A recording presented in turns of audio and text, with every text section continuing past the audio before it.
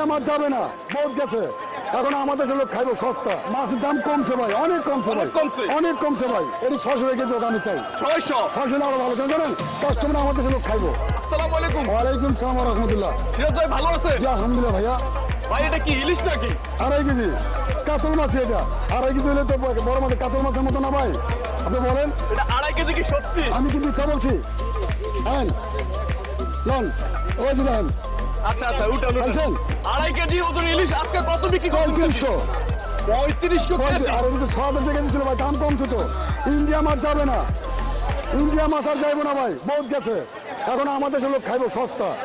এটি 6,000 টাকা কেজির মাছ, 3500 2.5 কেজি ওজনের। 6000 টাকা কেজির ইলিশ এখন 3500 টাকা। 3500 2.5 কেজি ওজন, 2.5 কেজি ওজন। 2.5 কেজি ওজন, সস্তা না ভাই? আল্লাহ, আপনি দেখছেন কখনো 2.5 কেজি মাছ 3500 কেজি বসতে?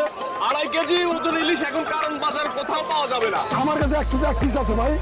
এটা কোথা থেকে আনলেন ভাই? এটা ভাই বরিশাল। এটা কি আসলে ইলিশ না অন্য কিছু ভাই? ভাই আপনি দেখেন, আমি দেখুন না। আমি যে 5টা কাতল মাছ বলছি এটা তো বলার ঠিকই আছে আমার।